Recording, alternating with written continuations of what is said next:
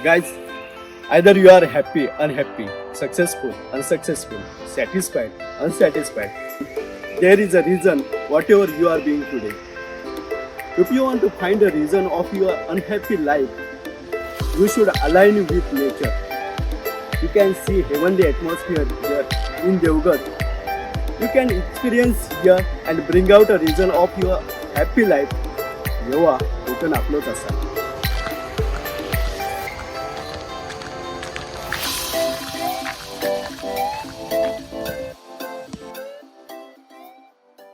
आमदार नितेश राणे यांच्या निमंत्रणावरून अण्णासाहेब पाटील आर्थिक विकास महामंडळाचे अध्यक्ष माजी आमदार नरेंद्र पाटील सिंधुदुर्ग जिल्ह्याच्या दौऱ्यावर आले होते. यावेळी त्यांनी सिंधुदुर्ग जिल्हा बँकेच्या प्रधान कार्यालयाला भेट दिली. तसेच थेट जिल्हा बँकेच्या लाभार्थ्यांसोबत संवादही साधला. यावेळी त्यांनी मराठा समाजातील उद्योजकांसाठी नव्या मोठ्या योजनेची घोषणा केली आहे. आमदार नितेश राणे यांच्या निमंत्रणावरून अण्णासाहेब पाटील आर्थिक विकास महामंडळाचे अध्यक्ष माजी आमदार नरेंद्र पाटील यांनी सिंधुदुर्ग जिल्हा बँकेला खास भेट दिली.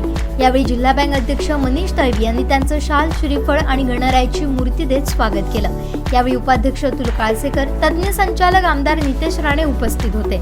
जिल्हा बँक अध्यक्ष मनीष तळवी यांनी प्रास्ताविकातून जिल्हा बँकेच्या वाटचालीची योजनांची माहिती दिली. तसेच यापुढे महामंडळाच्या योजना सामान्यांपर्यंत पोहोचवण्यासाठी कटिबद्ध असल्याची ग्वाही दिली. आणि तशा दृष्टिकोनातून आपण प्रयत्न करावा. आणि आदरणीय राणे साहेब की ज्यांनी या महाराष्ट्राला मराठा समाजाला आरक्षण दिलं, त्यांच्या वाढदिवसादिवशी त्यांच्याच शुभ हस्ते आपण या ठिकाणी सिंधू सहयोग उद्योग केंद्राची स्थापना केली. आणि ज्या केंद्राच्या माध्यमातून आपण अण्णासाहेब पाटील आर्थिक विकास महामंडळ असेल, पंतप्रधान रोजगार निर्मिती कार्यक्रम असेल, मुख्यमंत्री रोजगार निर्मिती कार्यक्रम असेल, यासारख्या अनेक योजना ज्या आहेत, या योजनांची अंमलबजावणी या केंद्राच्या माध्यमातून सुरू केली. आणि सांगायला आनंद वाटतो की या एका आर्थिक वर्षामध्ये आम्ही 181 जणांना मिळून 6,54,00,000 रुपयाचा कर्ज वितरण हे अण्णासाहेब पाटील विकास महामंडळाच्या माध्यमातून केलं.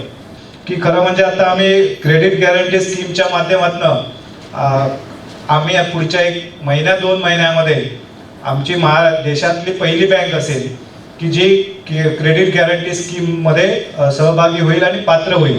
आणि यासाठी आदरणीय राणे साहेबांच्या माध्यमातून त्या स्तरावरचे सगळे प्रयत्न चालू आहेत. आणि ते झाल्यानंतर तर कदाचित आमची गाडी अधिक वेगाने पुढे जाईल.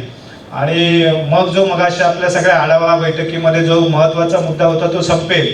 आणि जिल्ह्याचं एकूण टार्गेट कदाचित आमची एकटीच बँक या पुढच्या काळामध्ये सुद्धा पूर्ण करू शकेल असं मला या निमित्ताने विश्वास आहे.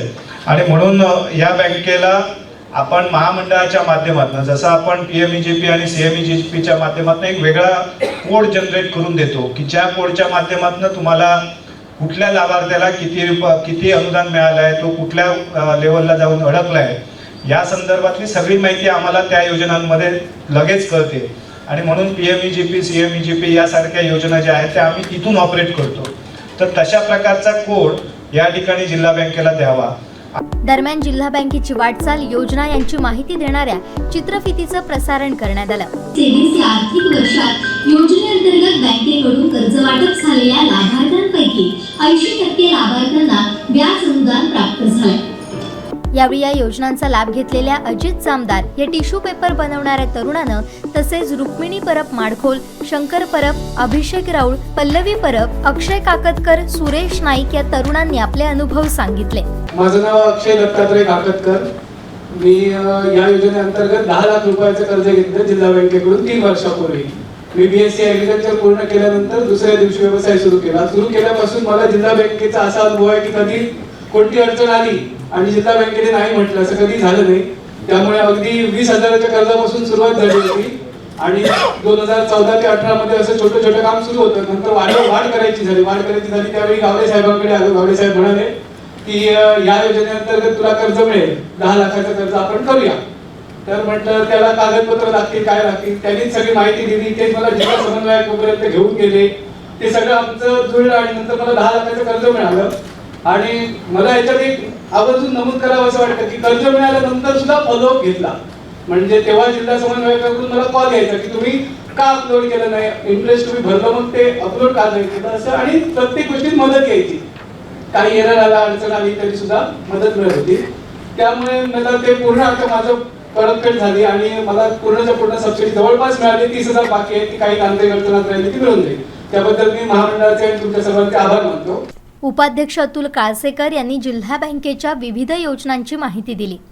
अण्णासाहेब पाटील महामंडळ जे काम करते ते व्हेंचर कॅपिटलचं काम करते. म्हणजे सगळ्या उद्योजकांच्या मागे, मराठा समाजातल्या, इतर समाजातल्या सगळ्या उद्योजकांच्या मागे जोखीम निधी उभारण्याचं काम करते.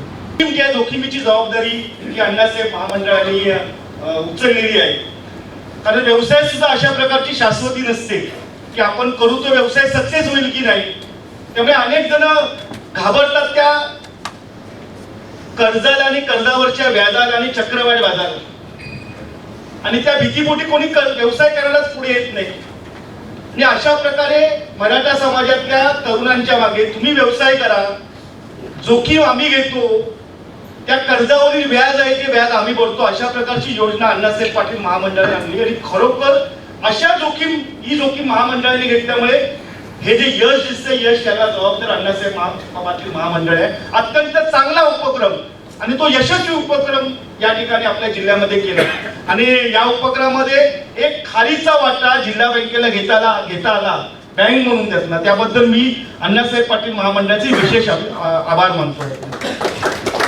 आपल्या सगळ्यांना माहिती आहे की दारिद्र्य निर्मूलन हे शिक्षणातला तरी होतं किंवा व्यवसायातला जरी होतं, पण तुमचा सगळा एज ग्रुप जो आहे हा 25 आणि 25च्या अभाव आहे. आता शिक्षणातलं तुमचं दारिद्र्य विकास निर्मूलन होणं शक्य नाही. त्या व्यवसायातलं अशा प्रकारचं निर्मूलन होऊ शकतं. आणि अशा प्रकारचा व्यवसाय करण्यासाठीचं प्रोत्साहन अण्णासाहेब पाटील महामंडळाने दिलं. त्यामुळे आपण एक पाऊल पुढे गेलो. म्हणजे असं म्हटलं जातं की व्यवसाय यशस्वी जो होतो, जिद्दीने व्यवसाय करतो, तो आपल्या मुलाला चांगलं शिकवतो, त्याला उभं करतो. म्हणजे आमच्या जिल्ह्याचा रिझल्ट 100% लागतो.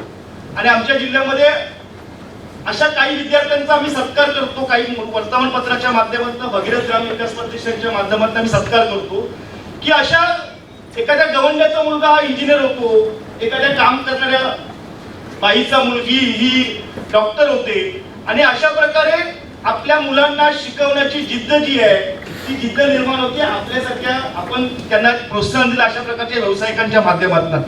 मला असं वाटतं की खूप मोठं दारिद्र्य निर्मूलनाचं काम अण्णासाहेब पाटील आर्थिक विकास महामंडळाच्या माध्यमातून होत आहे. आमदार नितेश राणे यांनी अण्णासाहेब पाटील आर्थिक मागास विकास मंडळाच्या अध्यक्ष नरेंद्र पाटील यांच्या दौऱ्यामुळे सिंधुदुर्गातील तरुणांच्या आयुष्यात एक परिवर्तन निश्चितच घडेल. या योजनेतील ज्या काही त्रुटी आहेत त्या दूर करण्यासाठी आपण प्रयत्नशील असू, असा शब्द त्यांनी यावेळी दिला. महामंडळ स्थापन होतात, जिल्हा बँक काम करतात, अधिकारी वर्ग असतात, पण त्याच्यामध्ये इच्छाशक्ती असणं आणि प्रत्येक बाबीकडे सकारात्मक दृष्टिकोन म्हणून पाहणं हे फार गरजेचं आहे.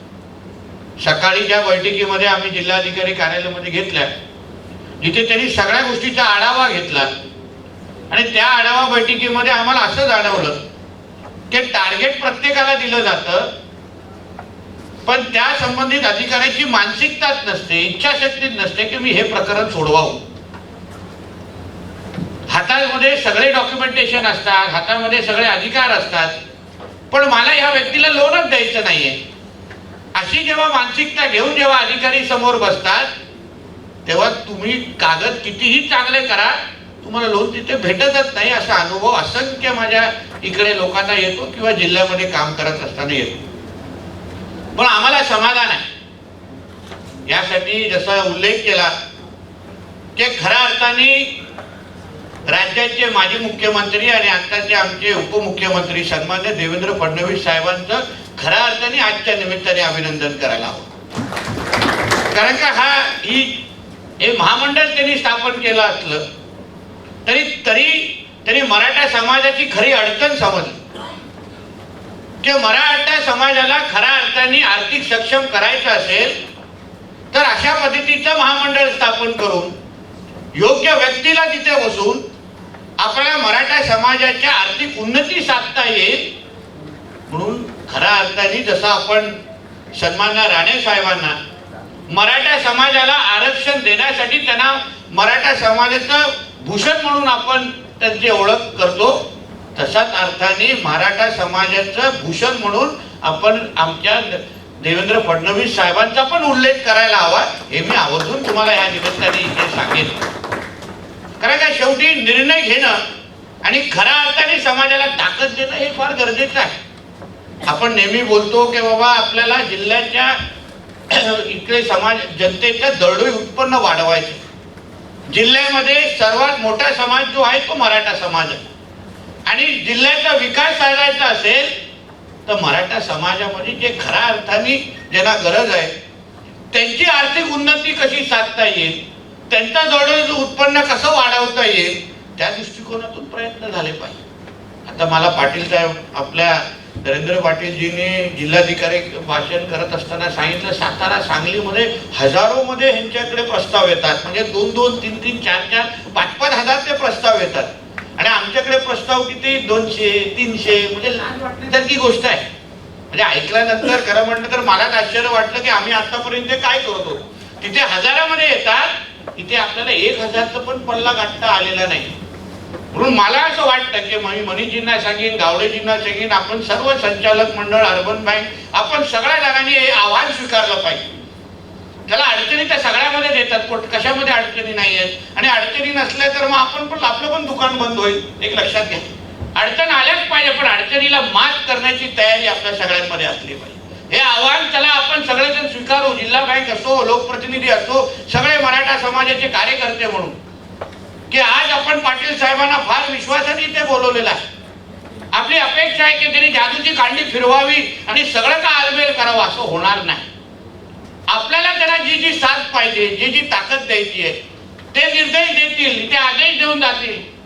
पण ह्या दौऱ्यापासून त्या पुढच्या दौऱ्यापर्यंत ज्या ज्या गोष्टीची गरज आहे, जो जो पाठपुरावा करण्याची गरज आहे, जिथे जिथे कडक पडण्याची गरज आहे, त्यांच्या प्रत्येक निर्णयाला जी जी अंमलबजावणी, जे जे पाठपुरावा करण्याची गरज आहे त्याची सगळ्याची जबाबदारी आपण सगळ्या जणांनी घेतली पाहिजे. जेणेकरून नरेंद्र पाटीलजी जेव्हा पुढच्या काही महिन्यानंतर परत इथे येतील त्याचीही काळजी आम्ही निश्चित पद्धतीने घेऊ, ते परत येतील. आता म्हणून त्यांच्या आवडतीच्या जेवणाची मी ऑर्डर घेऊन ठेवणार आहे. पुढच्या वेळी बरोबर ती ऑर्डर तयार झाल्यानंतर आपल्या पाटील साहेबांना परत इथे कसं आणायचं. कारण का एक लक्षात घ्या, काम करणारा माणूस आहे. आमची तशी ओळख, जुनी ओळख असली तरी पण जो अनुभव आम्ही लोकांनी घेतल्याची प्रतिमा आज महाराष्ट्राने बघितली आहे. म्हणजे घरी बसून काम करणारा मुख्यमंत्री पण बघितलाय आणि 24 तास फिरणारा महामंडळाचा हा अध्यक्ष पण महाराष्ट्राने बघितलाय. हा अनुभव महाराष्ट्राच्या समोर आज गेलेला आहे. कधी आज ह्या जिल्ह्यामध्ये उद्या आज पण इथून का परत मुंबईकडे किंवा गोव्याला सुट्टी करायला कधी जाणार नाही, पण आज आपला दौरा संपल्यानंतर ते कोल्हापूरकडे जाणार आहेत आपलं काम करण्यासाठी. असं काम करणारा महामंडळाचा अध्यक्ष आपल्याला, एक चांगला कार्यतत्पर आपल्याला अध्यक्ष आपल्याला भेटलेला आहे. म्हणून आपण आपला फायदा जास्तीत जास्त करून घेतला पाहिजे असं माझं मत आहे. काम करणारा माणूस आहे ना, काम करून काढून घेण्याची पण टॅक्टिक आपल्यामध्ये असली पाहिजे, कला आपल्यामध्ये असली पाहिजे. म्हणून ते मला विश्वास आहे की आज आपण फार मागच्या एका विनंतीचा, एका कॉलवर आपण इथे आलात. आम्हाला मला खरंच मनापासून बरं वाटलं की एक चांगला व्यक्ती येऊन त्यांनी जे सकाळपासून आला, म्हणजे नामधारी काय नाही, मी बोललो किंवा राणे साहेबांचा जिल्हा आहे, चव्हाण साहेब पालक, असं नाही. काम करायचं आहे, खरंच समाजाच्या मध्ये परिवर्तन करायचं आहे. बँकेच्या जे जे प्रतिनिधी आहेत त्यांना सक्त ताकीद देऊन आलेले आहेत. राष्ट्रीयकृत जे बँकेचे आहेत, काही लोक माझ्यावर मीटिंग मध्ये होते, प्रत्येकाला सक्त ताकीद देऊन आले की तुम्हाला काम करायलाच लागेल. आणि याचा आढावा मी मुंबईमध्ये असलो तरी पण मी पुढच्या दौऱ्याच्या अगोदर घेईन. अशा पद्धतीची काम करण्याची तयारी अगर पाटीलजींची असेल तर तुम्हाला साथ देण्याची पण तयारी आमच्या लोकांची आहे. एवढा विश्वास तुम्हाला मी आजच्या निमित्ताने देतो आणि इथेच थांबतो. आणि परत एकदा तुम्ही इथे आलात, तुम्ही एवढं मला मान सन्मान आणि एवढा आमच्या शब्दाच्या खातिर इथे आलात, म्हणून सिंधुदुर्ग जिल्ह्याच्या वतीने मी आपल्या मनापासून स्वागत करतो. मंडळामार्फत सिंधुदुर्ग जिल्हा बँकेच्या माध्यमातून चांगलं काम झालं. 10 लाखांपर्यंतचं कर्ज घेऊन ज्या मराठा समाजातील उद्योजकांनी यशस्वी उद्योग केले आणि बँकेची परतफेड केली त्यांना 15 लाखांपर्यंतचं कर्ज देणारी या महामंडळाची योजना लवकरच जाहीर करू, अशी ग्वाही अण्णासाहेब पाटील आर्थिक मागास विकास महामंडळाचे अध्यक्ष नरेंद्र पाटील यांनी दिली. गेल्या आठवड्यामध्ये आदरणीय राणे साहेबांचा फोन आला आणि आमदार साहेबांनी मला सांगितलं की साहेब आपल्या जिल्ह्यामध्ये बैठक घेणं गरजेचं आहे. आणि बऱ्याच महिन्यापासून आमचं नियोजनच चाललं होतं आमच्या महामंडळाचे एक 8 ते 10 कर्मचारी हे रत्नागिरी आणि सिंधुदुर्ग जिल्ह्यातले आहेत आणि मी दरवेळेला त्यांना भेटायचो, कारण मी विदर्भामध्ये जातो, मी मराठवाड्यामध्ये जातो, मी उत्तर महाराष्ट्रामध्ये जातो, खानदेश म्हणतो आपण त्याला, किंवा मी पश्चिम महाराष्ट्रामध्ये जातो. तर खूप चांगल्या पद्धतीनं महामंडळाची योजना चालू आहे. म्हणजे 100% अपेक्षा पूर्ण झाली असं नाही आहे, परंतु 15, 20, 30% तरी आज प्रत्येक जिल्ह्यामध्ये काम आहे. परंतु आपल्या रत्नागिरी जिल्ह्यामध्ये, सिंधुदुर्गामध्ये का कमी पडतोय आपण, ही मी चर्चा करत असे. अचानक राणेसाहेबांचा फोन आला आणि बोलले, नरेंद्र आपल्याला बैठक घ्यावी लागते.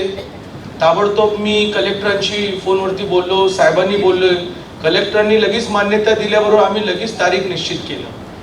आज जिल्हा बँकेमधून खूप चांगली प्रकरणं झाली. वस्तुस्थिती आहे की आज राणेसाहेबांच्याच नेतृत्वाखाली हा जिल्हा काम करत असताना बाकीच्या मंडळींनी फक्त राणेसाहेब केंद्रीय मंत्री आहेत म्हणून आपल्याला काम करतात असं नाही, परंतु राणेसाहेबांचे विचार मराठा समाजाला पाठीशी उभं राहिलं पाहिजे, भारतीय जनता पक्षाचे विचार किंवा इतर समाजाला प्रवाहामध्ये आणण्यासाठी आज जिल्हा बँक खूप चांगल्या पद्धतीने काम करतात.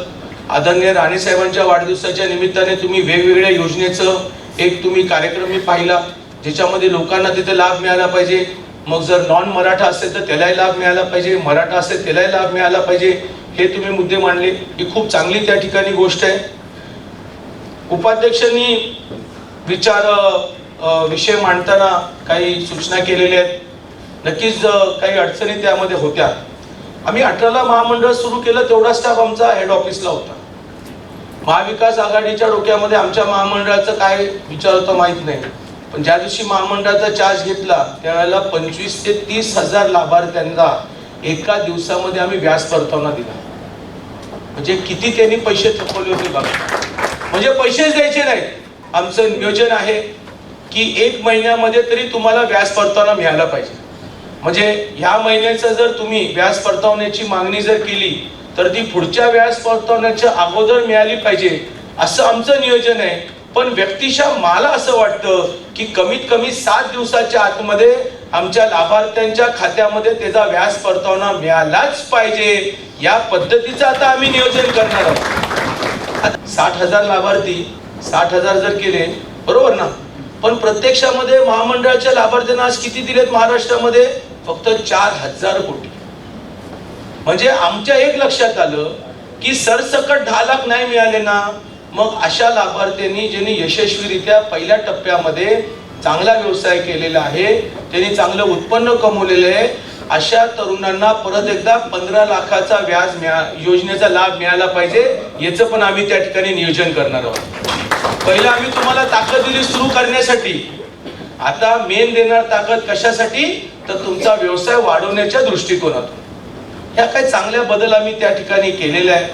मला असं वाटतं की महाराष्ट्रामध्ये कुठल्याही जिल्हा बँकेने क्रेडिट गॅरंटी ही स्कीम केंद्राची आहे. यामध्ये तुम्हाला मेंबर व्हावं लागतं आणि जर तुम्ही मेंबर जर झाला तर तुम्हाला मॉर्गेज घ्यायची गरज लागत नाही, कारण त्याची जी क्रेडिट गॅरंटीची फीज आहे ती महामंडळ त्या ठिकाणी देत असते. आणि म्हणून जर भविष्यामध्ये एखाद्याचा लाभार्थी जर अडचणीत आला तर त्या क्रेडिट गॅरंटी मधून त्याला त्या ठिकाणी नुकसान भरपाई मिळत असते आणि जिल्हा बँकेलाही शाश्वत कर्ज देण्याचा एक अधिकार प्राप्त होत असतो. परंतु एक चांगली बाब आहे की आपण त्याचा पुढाकार घेताय, ही खरंच मोठी गोष्ट आहे. शहरी भागापर्यंत आपण विकास केला तर तो विकास म्हणता कामा नये, पण ग्रामीण भागातल्या शेवटच्या वाडीपर्यंत जर आपला विकास जर पोहोचला तर नक्कीच भारतामध्ये आणि राज्यामध्ये आणि जिल्ह्यातला आणि तालुक्यातला विकास झाला असं आपण समजूया. आणि म्हणून आपण जास्तीत जास्त पद्धतीने या ठिकाणी काम करूया, एवढंच या ठिकाणी विनंती करतो. तसेच जिल्हा बँकेनं बनवलेल्या चित्रफितीचंही भरभरून कौतुक केलं. यावेळी आमदार नितेश राणे, जिल्हा बँकेचे अध्यक्ष मनीष तळवी, उपाध्यक्ष अतुल काळसेकर तसेच सर्व संचालक आणि लाभार्थी उपस्थित होते. आमचे दिवसभरातले सर्व अपडेट्स, ताज्या घडामोडी आणि थेट लाईव्ह पाहण्यासाठी सबस्क्राईब करा, लाईक करा कोकणचं नंबर 1 महा चॅनल कोकणसाद लाईव्हचं YouTube चॅनल.